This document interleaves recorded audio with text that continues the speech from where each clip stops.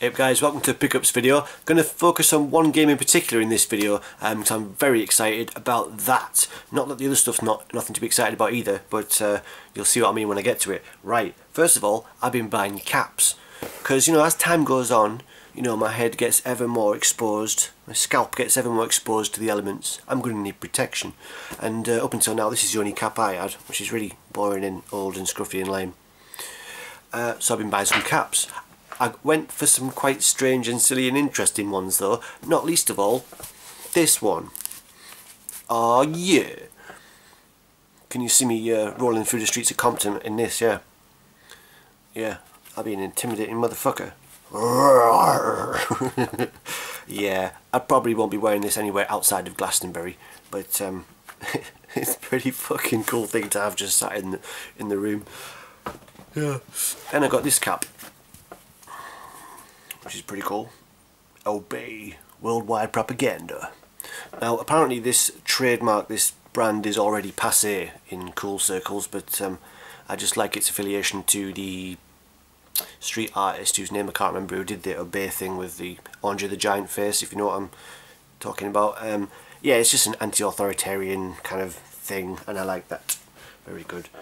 And I got this one. Not a massive fan of Superman in particular, I just like the old comic style on the cap, so pretty sweet. Yeah, getting myself some preparation for the onslaught of for the eventual loss of the follicle battle. Need some protection every now and again. Anyway, so that's some caps. Right, games. Yeah, first off, went to Playtime in Nottingham, did a 3 for a tenner deal. Probably could have picked these up for a little bit less elsewhere if I'd been patient, but it was opportunism really. 3 for a tenner. First one is Creatures on PlayStation 1. It does play on PS2. Looks like a fun little platformer. Quite nice graphics, if you can see. I'm not sure. Yep, quite charming looking. Haven't actually been able to play it yet though, because my PS2, the way it's hooked up to my LCD TV, it fucks up on some games, and it seems quite sporadic. It seems quite arbitrary which ones. I don't know what the difference is, but it's probably something to do with the fact that it's composite or whatever it is. Whatever my setup is, it's causing a problem with some games, so I haven't been able to play this yet, but it looks really cool and charming. Right, the other two in the 3 for a tenner was Tomb Raider Legends on original Xbox. Complete, in good nick. And then Hitman Blood Money. Again, complete and in pretty damn good nick. I don't actually know if either of these play. I didn't check the compatibility list, so I should have done that. Still haven't, but I'm guessing they are, because the big franchises usually are compatible on 360. But if not, they'll just have to go in the pile that's waiting to get played when I get an original Xbox. Right. These two are pretty damn special, even though they're not the main focus of this video. First of all, this is a game that on Mega Drive that usually goes for around 30-35 quid. Certainly quite steady at that price, and it is Sunset Riders. It's one of those ones that always looks desirable. Obviously you play the arcade, absolutely awesome shooting action. You know, shades of probably not Gunstar Heroes. I haven't played enough shooters to make an accurate comparison. It's really fun. It's got a great mechanic in it whereby there's two different modes of shooting. One where you can move and shoot, and one where you plant it to the ground and shooting. And it just gives you, you know, alternate ways of controlling and being able to direct. And probably not doing a great job of describing it, but it's a really fun shooter. Basically, is what I'm saying. Really good. And I got it for £17.50, and that was because there is a little P on the manual and on the cartridge for pre-owned, I guess, but you know, it's slightly less obnoxious than all the stickers you get on your cartridges. You know, as Ed was saying recently, but I don't care. I really don't give a shit. If that knocks 15 quid off a game for me, yeah, I'll put up with it. And I'm sure there's a way to get ink off as well. I'm sure there's going to be some way of sorting out if I was that bothered. Really fun game. Yeah. This one's a really big one that goes towards my collection of Mega Drive and Mega CD RPGs, trying to get the full English language set. This is a big tick off of that list, and it is Shining Force CD. Oh yeah! Now, I hadn't actually looked into the game itself very much beforehand, and it seems, from reading the back of it, that it's more like a compilation of some of the battles and stuff that goes on in Shining Force 1 and 2. Is there any original content in this game? Anybody know? I could Google it, but it's more fun to ask you guys and talk about it. But it's still obviously a really important one to have in your collection, and it's in great nick. Yeah, it's all there. I got this for 65 quid, which is a pretty decent price for it, to be honest. Average is around 75. The guy had it listed for buy it now 77 on nearest offer. I'd put a couple in beforehand, put one in for 55, one for 62. He knocked them back, and it was still there after quite a long time. And I put one in for 65, and he took it. So that's a pretty decent price, to be honest, for that. That's one definitely has been holding its value. Alright, last pickup before the main one of this video is Children of Mana on the Nintendo DS. My last pickup video, which is a month ago now, it's quite a while, fucking hell, was I got, what's it called, Chrono Trigger. Absolute classic SNES RPG, and same can be said for Children of Mana. Obviously I think it's sequel, is it sequel to Secret of Mana? Children of Mana, anyway. Cool looking RPG, and I can't ever see myself collecting for the SNES, so there's quite a few games on there that I'd love to play, but I'll probably end up playing on the DS or elsewhere, so it's a good way of getting around my lack of SNES action. Right, this is the big one. Now you might wonder why this is the big one after I've just shown you Shining Force CD and Sunset Riders, right, and Children of Mana. Why is this the big one? Well, I'll get to that. And it is Pro Evolution Soccer 2013. Oh yeah, it's finally time. We've finally gone home. Football's coming home, guys, come on. Now then, as a kid, I was ISS all the way. As an adult, I don't tend to, you know, form these bonds to arbitrary, you know, things like that. You know, this group mentality, this loyalty to certain products or things, it's kind of a immature, a childish, you know, psychological quirk, but it's one that I think we retain. As you grow older, you retain some of those feelings of tribal, you know, loyalty from when you were a kid. Like, I'm always going to be a Sega boy. Yeah, I got Nintendo machines, but I'm always going to be a Sega boy. And I'm always going to be an ISS player. When it comes to soccer, you know, you either like FIFA or you like Pro Evo. And which started off as International Superstar Soccer, and I was always ISS, always Pro Evo. The last several years, FIFA has overtaken and become the better game it has, and I've been playing FIFA.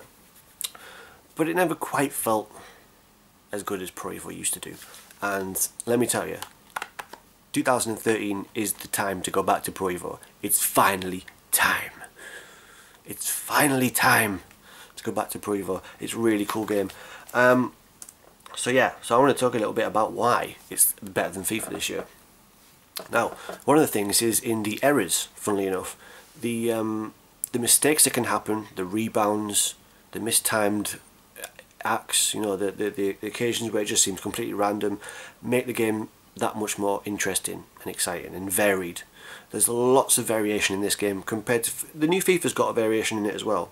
And I should say that I actually played FIFA 13 before playing Pro Evo, both on demo and at friends' houses, and I really liked it. I really do like FIFA 13. It's an improvement on last year's, but the problem with FIFA is because it got refined to the point where it was the best football game really, and it was far and away the most the best selling football game. It got to a point where it really couldn't change much because it found a winning formula for itself, and that program, the way that they were doing it was working. So their changes have been very incremental, very subtle.